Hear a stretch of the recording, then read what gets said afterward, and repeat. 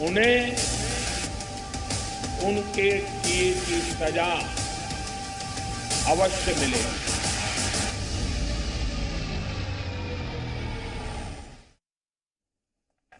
નમસ્કાર, આપ જોઈ રહ્યા છો ઝી 24 કલાક. હું છું સિદ્ધિ. દેશ આજે આક્રોશમાં છે. દેશના વીર શહીદોની શહાદત બદલો માંગે છે. સર્વદળીય બેઠકમાં કોઈ મોટો નિર્ણય લેવાય તેવી આશા દેશ રાખી રહ્યો છે. ત્યારે વિશ્વ આખાની નજર તેના પર જ છે કે ભારતની પ્રતિક્રિયા શું હશે. તેના પર જ છે આજની અમારી વિશેષ રજૂઆત, જેમાં ચર્ચા કરીશું આ મુદ્દે. જોઈએ, ન ભૂલીશું ન માફ કરીશું.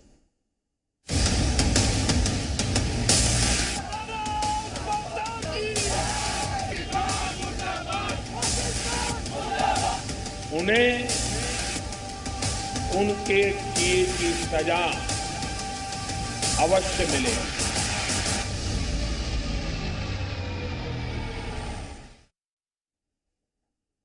એક મહત્વપૂર્ણ સમાચારથી જ કરીશું શરૂઆત. પુલવામા હુમલાને લઈ થોડી વારમાં જ સર્વદળીય બેઠક મળશે. સર્વદળીય બેઠક પૂર્વે રાજનાથ સિંહની બેઠક યોજાય છે. ગૃહમંત્રીના નિવાસ સ્થાને અધિકારીઓ સાથે તેમણે બેઠક કરી છે. આપણે જણાવી દઈએ કે પુલવામા હુમલાને લઈ સર્વદળીય બેઠક આજે બોલાવવામાં આવી છે, જેમાં ગૃહમંત્રી રાજનાથ સિંહના અધ્યક્ષ સ્થાને સર્વદળીય બેઠક યોજાઈ રહી છે. તે પહેલા ગૃહ સચિવ સીઆરપીએફના રિપોર્ટની માહિતી આપી રહ્યા છે. પુલવામા હુમલાને લઈ થોડીવારમાં સર્વદળીય બેઠક મળશે. તે બેઠક પહેલા અધિકારીઓ સાથે રાજનાથ સિંહના નિવાસ સ્થાને એક બેઠક યોજાઈ છે, જે બેઠકમાં તેઓ ચર્ચા કરી રહ્યા છે. અધિકારીઓ સાથે આ બેઠક યોજાય છે, જેમાં ગૃહમંત્રી રાજનાથ સિંહ બેઠક લઈ રહ્યા છે, જેમાં સીઆરપીએફના રિપોર્ટની માહિતી આપી રહ્યા છે. તો પુલવામા હુમલાને લઈ થોડી જ વારમાં સર્વદળીય બેઠક યોજાશે. સર્વદળીય બેઠકનો નિર્ણય જે લેવામાં આવ્યો છે ખૂબ જ મહત્વપૂર્ણ માનવામાં આવી રહ્યો છે. તમામ પક્ષો સાથે આ બેઠક કરવામાં આવશે, જે બેઠકની અધ્યક્ષતા કરશે ગૃહમંત્રી રાજનાથ સિંહ. જેઓ પુલવામા હુમલાને લઈ તમામ માહિતી સર્વદળોને આપશે, તમામ પક્ષોના અગ્રણીઓને આપશે. તો પુલવામા હુમલાને લઈ થોડી જ વારમાં જ્યારે સર્વદળીય બેઠક યોજાવા જઈ રહી છે, તે પહેલા રાજનાથ સિંહના નિવાસ સ્થાને અધિકારીઓ સાથે બેઠક યોજાઈ છે. ગૃહ સચિવ સીઆરપીએફના રિપોર્ટની માહિતી આપી રહ્યા છે. આ બેઠક પૂર્ણ થયા બાદ સર્વદળીય બેઠક યોજાશે.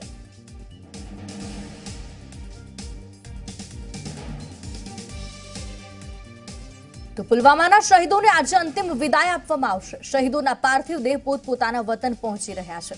વતન પહોંચી તેમને અંતિમ વિદાય આપવામાં આવશે. વિવિધ રાજ્યમાં અંતિમ વિદાયમાં કેન્દ્રીય મંત્રીઓ જોડાશે.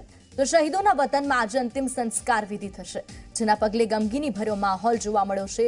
દેશભરમાં એક શોકનો માહોલ છે. વીર સપૂતોને શ્રદ્ધાંજલિ અર્પણ કરવામાં આવી રહી છે. પુલવામાના શહીદોને આજે અંતિમ વિદાય આપવામાં આવશે. તેમના પાર્થિવ દેહને પોતપોતાના વતન પહોંચાડવામાં આવી રહ્યા છે.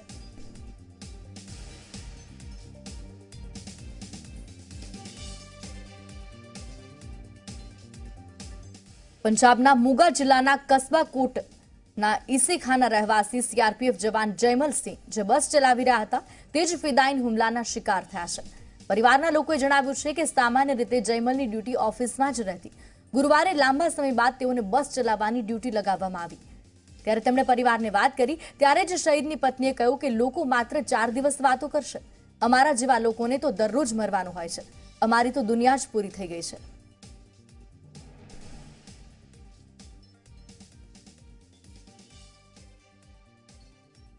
तो काम कर ही रही है, हम भी काम कर रहे हैं और ये भी सच है कि हमारे जवान शहीद हुए हैं, लेकिन इसके ऊपर अभी कुछ फाइनल डिसीजन देना और कोई फाइनल वक्तव्य देना सही नहीं होगा. चलो.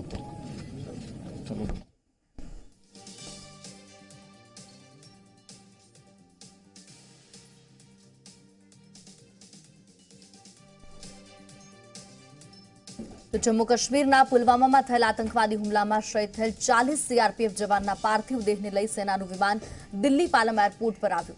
ત્યારે શહીદોના પાર્થિવ દેહ તેમના રાજ્યમાં તેમના ગામ અને શહેર ખાતે મોકલવામાં આવી રહ્યા છે, જ્યાં તેમના અંતિમ સંસ્કાર થશે, જેમાં મોટી સંખ્યામાં લોકો ઉમટી રહ્યા છે.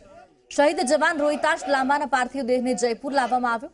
પરિવાર સહિત ગ્રામજનોની આંખો પણ ભીની થઈ અને મોટી સંખ્યામાં લોકો અંતિમ સંસ્કારમાં જોડાયા. તો શહીદના પાર્થિવ દેહને જયપુર લાવવામાં આવ્યો. આપ જે દ્રશ્યો જોઈ રહ્યા છો, પૂરા સન્માન સાથે તેમના પાર્થિવ દેહને પોતાના ગામ પોતાના વતન લાવવામાં આવ્યો. જવાન રોહિતાશની આ અંતિમ યાત્રા છે કે જેમાં મોટી સંખ્યામાં ગ્રામજનો જોડાયા છે.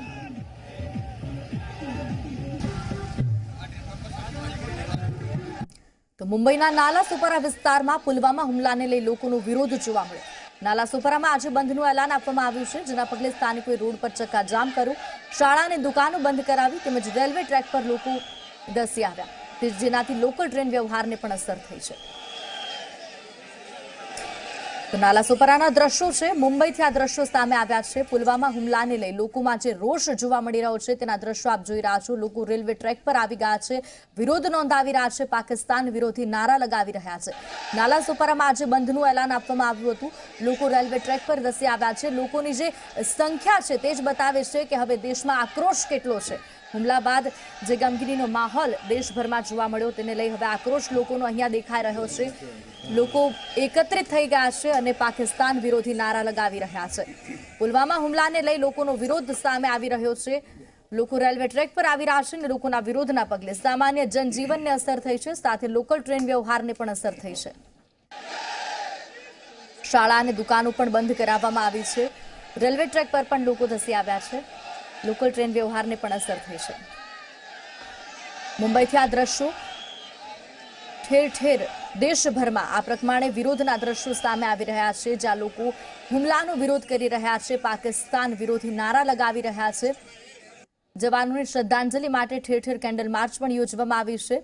મુંબઈમાં નાલાસોપારા બંધનું એલાન આપવામાં આવ્યું હતું ત્યારે રસ્તા પરની ભીડ જે તમે જોઈ રહ્યા છો એ જ દર્શાવી રહી છે. રેલવે ટ્રેક પર જે રીતે લોકો ધસી આવ્યા છે કે લોકોમાં જે આક્રોશ છે પુલવામા હુમલાને લઈ તે આજે અહીંયા દેખાઈ રહ્યો છે. આટલી મોટી સંખ્યામાં લોકો સ્વયંભૂ રીતે ઉમટી પડ્યા છે અને વિરોધ નોંધાવી રહ્યા છે. સ્થાનિકોએ રોડ પર પણ ચક્કાજામ કર્યો છે. રેલવે ટ્રેક પર પણ સ્થાનિકો ઉતરી આવ્યા છે. શાળા અને દુકાનો પણ બંધ કરાવી છે. અને જે રીતે 44 જવાનોએ પોતાની શહીદી વહોરી છે તે શહીદીનું સન્માન અને સાથે જ પુલવામા હુમલાને લઈ વિરોધ લોકો વ્યક્ત કરી રહ્યા છે અને લોકોનો આક્રોશ આજે રસ્તા પર દેખાઈ રહ્યો છે, રેલવે ટ્રેક પર દેખાઈ રહ્યો છે.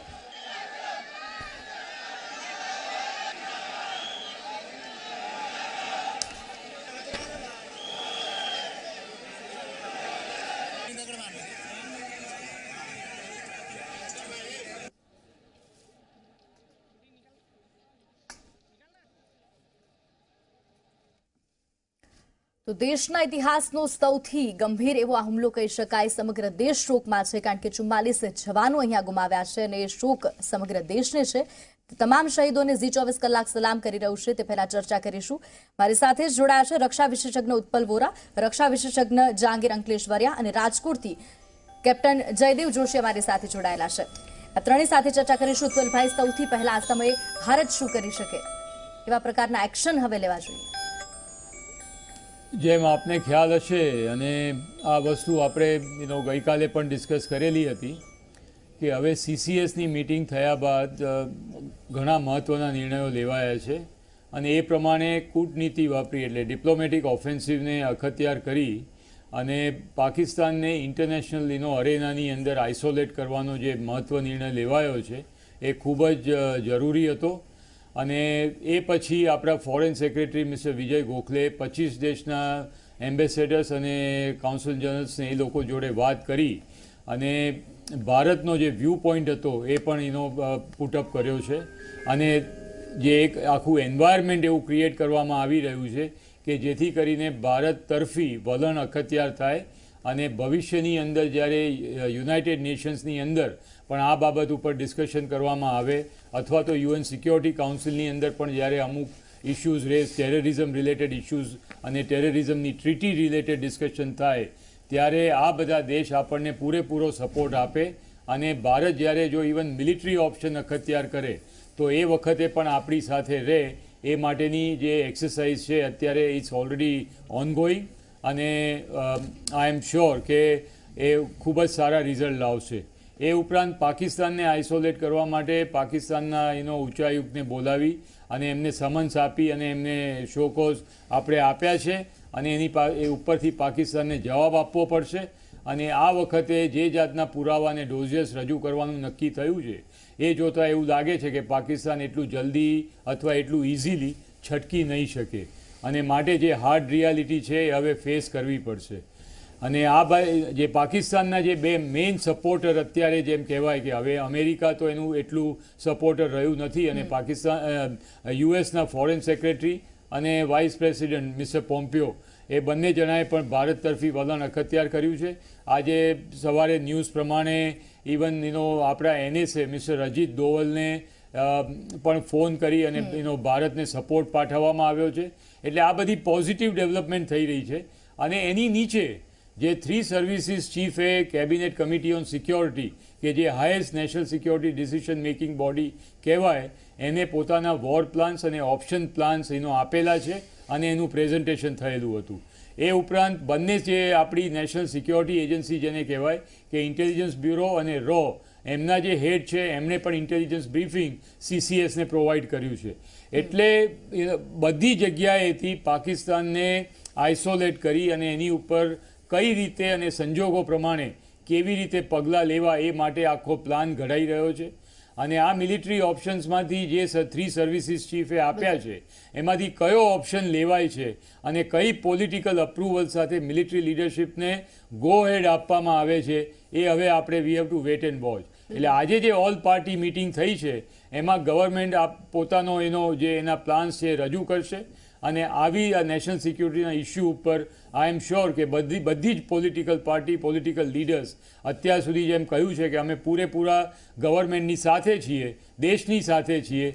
એ જોતાં જો આ માહોલ બની રહે તો પાકિસ્તાન માટે હવેના દિવસો થોડા કપરા રહેશે એમાં કોઈ બેમત નથી. સસ્ટેનિંગ એક્શન લેવા જોઈએ જેમ કે સિંધુ જળ સંધિ પણ રદ કરી શકે. જહાંગીરભાઈ, જ્યાં સુધી એમણે બીજા દેશોની વાત કરી તો ચીન, સાઉદી અરેબિયા અને UAE આ 3 જે અત્યારે કન્ટ્રીઝ છે જે પાકિસ્તાનને સપોર્ટ કરી રહ્યા છે, એટલે એમની સાથે પણ ભારત એક પ્રેશર મેન્ટેન કરી અથવા તો તેમની સાથે પણ એક આઇસોલેટ કરી શકે પાકિસ્તાનને, તેમની સાથે કોઈ વાતચીત કરી? જો આપ મરે વગર સ્વર્ગે નહીં જવાય. આપણે એ બધી ચિંતા બહુ નહીં કરવાની અને આપણા દેશના હિતમાં શું છે એ વિચાર કરીને આપણે આગળ વધવું જોઈએ.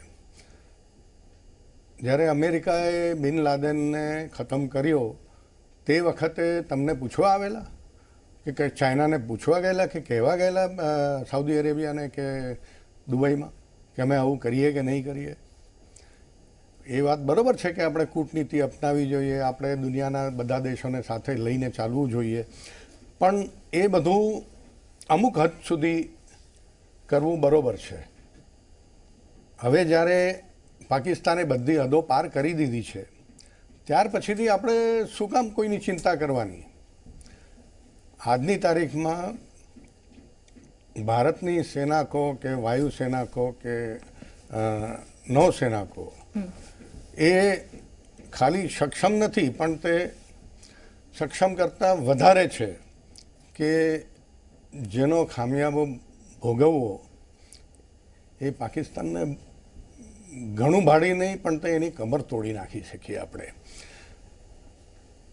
અને આ જ વિચારો કરતાં હવે આપણે એ નક્કી કરવું જોઈએ કે આપણે ક્યાં અને ક્યારે એની ઉપર હુમલો કરવો છે કે એની ઉપર કહેર વરસાવવો છે એ હવે આપણા હાથમાં છે અને આપણી જવાબદારી છે.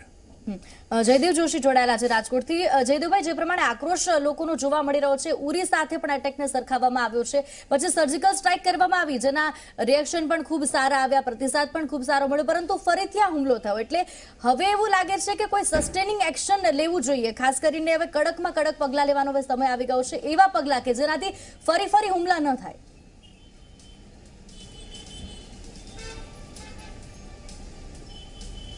You are exactly right in your analysis, સિદ્ધિ, કે આ હુમલાને આપણે કોઈ સાથે સરખાવીએ, ડોઝિયર્સ, પુરાવાઓની મોટી મોટી જાડી ફાઇલો બનાવીએ કે પછી એકાદી સર્જિકલ સ્ટ્રાઇક કરીને આપણે અટકી જઈએ, that is not going to be the answer. એક સસ્ટેન્ડ મિલિટરી ઓપરેશન, અને બહુ જવાબદારીપૂર્વક હું કહું છું કે એક sustained military operation, tri services military operation કે જેમાં air force, navy, army, paramilitary forces, information bureau બધા લોકો સાથે મળીને એક સસ્ટેન્ડ ઓપરેશન કરે, એટલીસ્ટ ત્યાં સુધી કે જ્યાં સુધી આપણે ન તો માત્ર કાશ્મીરની ઘાટીમાંથી પણ પાક ઓક્યુપાઈડ કાશ્મીરમાંથી ટેરરિસ્ટ કેમ્પ્સને ફ્લશ આઉટ કરી શકીએ. અને આ ઘડીએ શું કરી શકાય એના મતમતાંતર ખૂબ હોય. હર ચોરે ચૌટે આની વાત થાય છે, દરેક માણસ પોતાનો ઓપિનિયન આપે છે. બટ ત્યારે કે જ્યારે પ્રધાનમંત્રીએ પણ કહી દીધું છે કે ક્યારે કરવું, કેમ કરવું, શું ઓપરેશન કરવું, એની છૂટ, સમય અને બધું નક્કી કરવાનું આર્મ્ડ ફોર્સિસને અમે કહી દીધું છે, ત્યારે એઝ રિસ્પોન્સિબલ સિટીઝન્સ આપણે let us leave it to the judgement of the armed forces and everybody involved કે કઈ રીતે. એમની પાસે ઘણા બધા ઓપ્શન્સ છે, કોવર્ટ ઓપરેશન્સ છે, એકથી વધારે સર્જિકલ સ્ટ્રાઇક ઓપરેશન્સ કરવા એ ઓપ્શન છે, બધા લાંબી રીતે ફ્લશ આઉટ કરવું એ ઓપરેશન્સ કરવા એ છે, કોવર્ટ ઓપરેશન્સ કરી શકવાનું ઓપ્શન છે. તો let us have faith in them, let us give them the time to prepare અને એવી રીતે prepare so that they go and then they succeed કે જે આપણે દરેક લડાઈમાં જોયું છે 65માં, 71માં કે કારગિલમાં પણ 62 maybe we were unprepared militarily અને એના કદાચ માનસિક રીતે અનપ્રિપેર્ડ હતા અને 62ના ડેબેકલના નેગેટિવ દાખલાઓ આપણે જોયા છે. So let us go this way, let us have the faith in our armed forces અને કઈ રીતે ને ક્યાં આપણે એમને જજ કરવા દઈએ એન્ડલેસ અને આપણા દરેક આક્રોશનો જવાબ આપી શકે એવા ઓપ્શન્સ એમની પાસે છે. બિલકુલ. આગળ વાત કરીએ તો સીઆરપીએફના 40 જવાનો જેમાં શહીદ થયા તે પુલવામા હુમલાના માસ્ટર માઇન્ડ પાકિસ્તાન જ છે એવું દેશ આખું કહે છે. પરંતુ હવે પુલવામાના હુમલાનો પુરાવો પણ મળ્યો છે અને તે પણ એક વિડીયોના સ્વરૂપમાં, જેમાં પાકિસ્તાન સેનાના પૂર્વ ઓફિસર સ્પષ્ટ કહી રહ્યા છે કે કાશ્મીરમાં સુસાઇડ બોમ્બર હુમલા શરૂ થવાની તૈયારીમાં છે.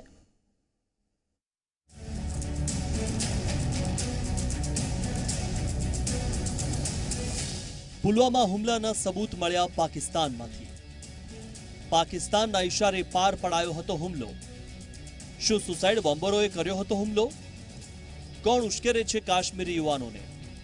આ વાત અમે નથી કહેતા, પણ પાકિસ્તાને પોતે જ કબૂલી છે અને એ પણ જાહેરમાં પાકિસ્તાનની એક ટીવી ચેનલ પર. અમે તમને આખી કહાની બતાવીશું, પણ તે પહેલા આ જનાબને ધ્યાનથી સાંભળી લો એટલે તમને પુલવામા હુમલાનું ખરું માસ્ટરમાઇન્ડ કોણ છે તેનો પૂરેપૂરો ખ્યાલ આવી જશે.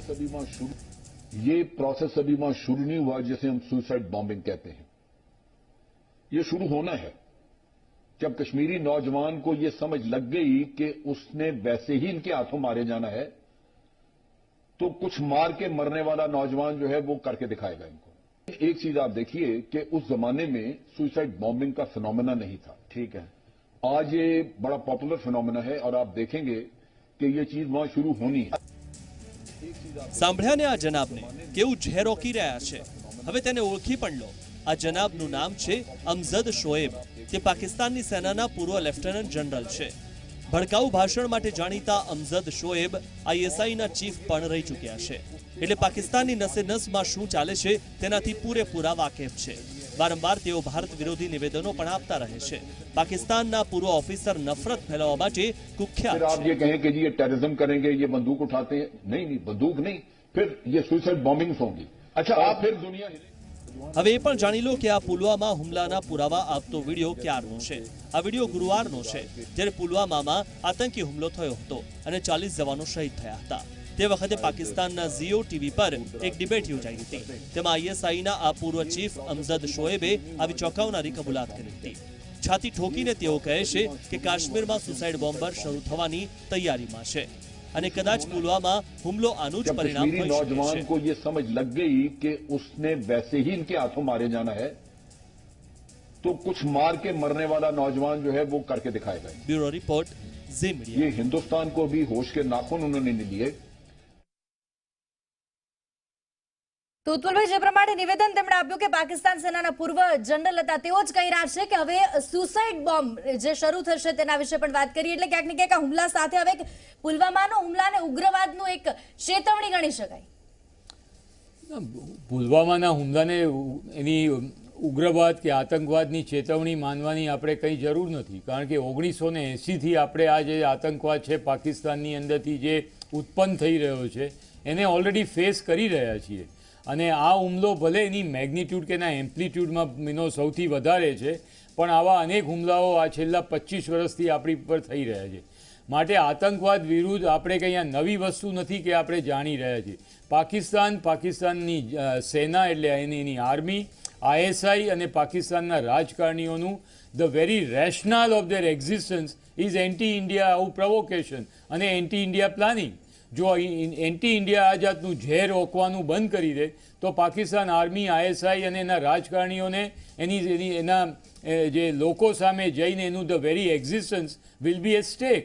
એટલે આ કંઈ આ નવી વસ્તુ નથી, પણ વોટ ઇઝ ઓફ કન્સર્ન કે એમણે જે જાતનું પ્લાનિંગ કર્યું અને જે જાતના સિમ્પેથાઇઝર, સ્લીપર સેલ, એના જે બધા કાશ્મીરમાં ભરાયા છે એ બધાને આઇસોલેટ કરી અને જે આઈડિયોલોજી છે એને આપણે એને ડિફીટ કરવાની છે. કારણ કે પાકિસ્તાન પર એટેક કરવો અને કન્વેન્શનલ એટેક કરવો એને એ પણ ઇન્ડિયન આર્મી, નેવી ને એરફોર્સ તરફથી integrated manner joint operation conduct કરવું is a very easy issue. આપણી પાસે એટલી સુપિરિયોરિટી છે અને આપણે પાકિસ્તાનને મહાત કરી શકીએ. પ્રોબ્લેમ ક્યાં થાય છે કે પાકિસ્તાનની ઉપર એટેક કર્યા પછી ઇઝ ધેર એ શ્યોરિટી કે કાલ ઉઠીને આવો બીજો હુમલો નહીં થાય? માટે એ વિચારવાનું છે. આપણે આઈડિયોલોજી, વિચારધારાને તોડવી છે. તમે એક વિચાર કરો કે અમેરિકા જેવી મહાસત્તા આજે અફઘાનિસ્તાનની અંદર, ઈરાનમાં, ઇરાકમાં, લિબિયામાં, સિરિયામાં આટલા બધા you name a thing, frigates, carrier battle group, એવેક્સ, સેટેલાઇટ્સ, મિસાઇલ્સ, ICBMs જે બધું ધરાવે છે, તેમ છતાં એ લોકો એ આઈડિયોલોજીને, આઇસિસ કે તાલિબાન આઈડિયોલોજીને મહાત કરી શકી નથી. અને આજે અમેરિકા જેવી મહાસત્તા પણ ત્યાંથી એને વિડ્રો કરીને અનસેરિમોનિયસલી અફઘાનિસ્તાનમાંથી અને ઇરાકમાંથી બહાર આવવાના પ્લાન ઘડી રહી છે. માટે આતંકવાદને ડામવો, આતંકવાદની ઉપર હુમલો કરવો એ આપણે અત્યારે આ જે ખોટી હાઇપ કરી રહ્યા છીએ એની પર થોડું બેસીને વિચાર કરવાની જરૂર છે. પ્લીઝ હું એવું કહું છું કે વિચાર કરી લો તમારી એન્ડ સ્ટેટ શું છે. પાકિસ્તાનને ખતમ કરવું છે, પાકિસ્તાનને પનિશમેન્ટ કરવું છે કે પાકિસ્તાનમાંથી ઉત્પન્ન થયેલા આતંકવાદને ડામવો છે? દેર ઇઝ નો શ્યોરિટી કે પાકિસ્તાન પર આપણે ઇવન સેમી વોર પણ કરી. 71માં આપણે વોર કરી, પાકિસ્તાનને બાયફર્કેટ કરીને 2 ભાગલા પાડ્યા. 1980થી પાકિસ્તાને શરૂ કર્યો આતંકવાદ. આજે 25 વર્ષથી આપણે એને સહન કરી રહ્યા છીએ. માટે આઈડિયોલોજી કેનોટ બી ડિફીટેડ. તમે 10 આતંકવાદી મારશો તો બીજા 10 ઊભા થશે. અને એની અંદર એ આઈડિયોલોજી જ્યાં સુધી ખતમ નહીં થાય ત્યાં સુધી we have to face this. માટે તમારા media through the message must go કે આક્રોશ આવા સમયે હોવો જ જોઈએ. પાકિસ્તાનને જડબાતોડ જવાબ મળવો જ જોઈએ, એમાં કોઈ બેશક નથી. પણ India is in for a very very prolonged this kind of uneasy અને proxy war or maybe semi war situation for long time to come. અને એને માટે આપણા આર્મ ફોર્સિસ, આપણા લોકો, આપણા રાજકારણીઓ, આપણી ઇન્ટેલિજન્સ એજન્સી બધાએ તૈયાર થવું પડશે. બિલકુલ. રિટાયર્ડ કર્નલ મનુભાઈ જાની પણ વડોદરાથી અમારી સાથે જોડાયા છે. મનુભાઈ, હમણાં જ અમે જે વિડીયો બતાવ્યો કે પાકિસ્તાનના પૂર્વ જનરલ પણ કહી રહ્યા છે કે આ હુમલા તેના થકી જ થાય છે. એટલે હવે કેવા પ્રકારના કડક પગલાં, એટલે અમેરિકા જેવી મહાસત્તા પણ જો ઈરાન સાથે, અન્ય દેશ સાથે પરમાણુ સંધિ રદ કરી શકતી હોય, કડક પગલાં લઈ શકતી હોય, તો ભારત પાકિસ્તાનને નાબૂદ કરવા માટે શું કરી શકે? કારણ કે વારંવાર આ વસ્તુ આપણે ફેસ કરી રહ્યા છીએ.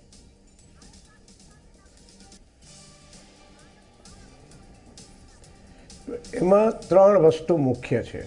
પહેલાં અમેરિકાની વાત કરીને એને પૂરું કરી નાખીએ. અત્યાર સુધી અમેરિકા જે પણ લડાઈ લડ્યું ને એ પોતા માટે નથી લડ્યું, એ બીજા દેશોમાં જઈને લડ્યું છે. જ્યારે આપણે આપણા પોતાના દેશમાં લડાઈ લડીએ છીએ એ બહુ મોટો ફરક છે. આપણે જ્યારે શ્રીલંકા ગયેલા શાંતિ સેનામાં, ત્યારે આપણે અમેરિકાની રીતે જ આપણે બહારના દેશમાં બીજા માટે લડતા હતા. એ આપણને ના અનુકૂળ થયું. પરંતુ જ્યારે આપણે આપણા દેશ માટે લડીએ ત્યારે એ વસ્તુ અલગ, આખું એનું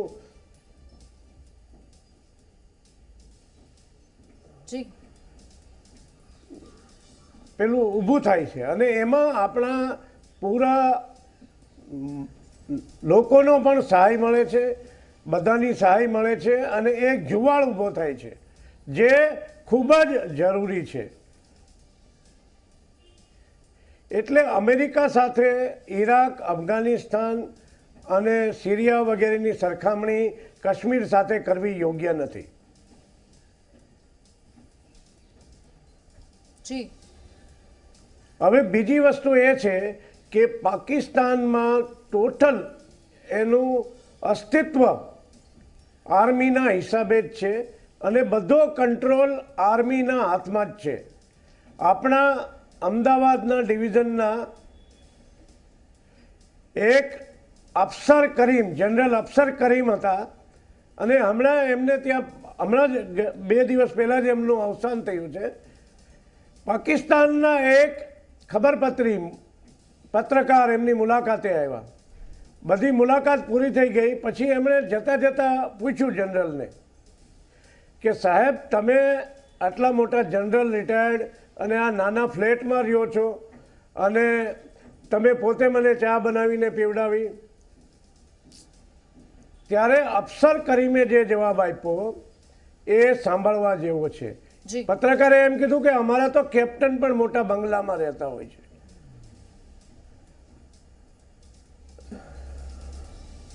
જનરલ સાહેબે એવો જવાબ આપ્યો કે તમારા દેશમાં આર્મી રૂલિંગ પાર્ટી છે, જ્યારે અમારા દેશમાં આર્મી સોલ્જર છે. અમે બધા સોલ્જર છીએ અને એ રીતે જ અમારું વર્તન રહેશે.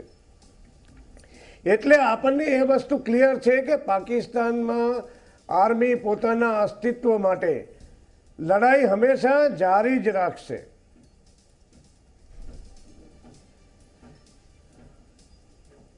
હવે ત્રીજો પોઈન્ટ એવો છે કે જો આપણે પાકિસ્તાનને અત્યાર સુધી જેમ સાહેબે કીધું એમ આપણે 65માં વોર કરી, બહુ ખરાબ રીતે એમને હરાવી દીધા.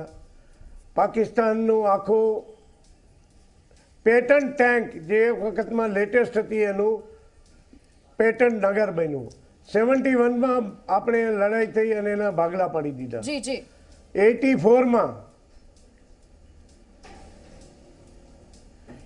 એ રીતે આપણે પાકિસ્તાનને વારંવાર હરાવતા રહ્યા છે પણ એનું આપણે સોલ્યુશન લાવી શક્યા નથી.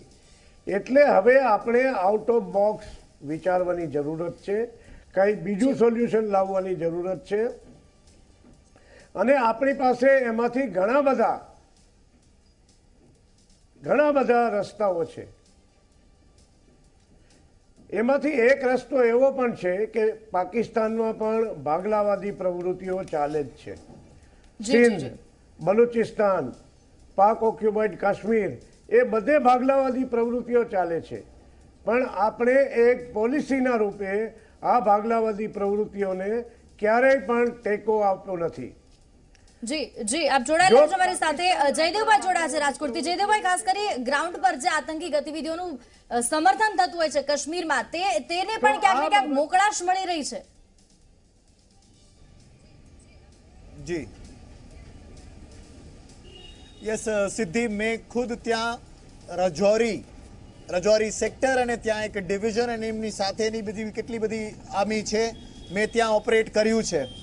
અને પોઈન્ટેડ જવાબ જો આપના આ પ્રશ્નનો આપું કે સ્થાનિકોનું સમર્થન ત્યાં કેટલું રહે છે, તો સિદ્ધિ હું ત્યાં સુધી જઈને કહું અને બહુ રિસ્પોન્સિબલી, બહુ જવાબદારીપૂર્વક આપણી ચેનલ પરથી સિદ્ધિ હું કહું છું કે ત્યાંનું લોજિસ્ટિક્સ, ત્યાંના લોકો, પોતાનું ઘર, પોતાના વાહનો, પોતાના ઘરની અંદરનો સામાન, ત્યાં સુધી સિદ્ધિ કે ઘરના દીકરીઓને પણ આતંકીઓ કે આતંકી આકાઓને માટે જાણે મહેમાન ગતિ માટે તૈયાર કરીને સજાવીને પ્રસ્તુત કરતા હોય એવા દ્રશ્યો અમે ત્યાં ઓપરેટ કરતા જોયા છે. આ બધું ઘણું કહી જાય છે. જો આ હદ સુધી સિમ્પેથાઇઝર્સ બનાવેલા હોય પાકિસ્તાને ત્યાં, કે પછી કોઈ પણ એક કારણોસર ત્યાંનો કાશ્મીરી એ મેઇનલેન્ડ ઇન્ડિયાથી દૂર થઈને ટેરરિસ્ટ કે પછી આઈએસઆઈ કે પછી પાકિસ્તાન આર્મીની ફિલોસોફીને વરેલો હોય તો કદાચ ઘણું બધું કામ કરવાનું બાકી છે. આર્મી, આર્મ ફોર્સિસ ત્યાં ઓપરેશન સદભાવનાના નામે કેટલાય કલ્યાણકારી મિશન ચલાવે છે, જેમાં સ્કૂલ્સ, હોસ્પિટલ્સ, વોકેશનલ ટ્રેનિંગ બધું છે. પણ તેમ છતાં જ્યાં સુધી આ હૃદયનો કનેક્ટ નહીં થાય, આ કાશ્મીરી એના સ્વામિત્વને ભારતને સરેન્ડર નહીં કરે, કે જે ટ્રીટી ઓફ એક્સેશનમાં રાજા હરિસિંહે પણ હિચકિચાહટ ભેર સાઇન કર્યું હતું, એ જ જો હજી પણ સ્થિતિ છે દરેક કાશ્મીરીની, ત્યાં સુધી આ સિમ્પેથાઇઝર્સ મળતા રહેશે, આતંકીઓને એક પ્લેટફોર્મ બનેલું મળતું રહેશે. જી બિલકુલ, આપ સર્વે જોડાયેલા રહેજો.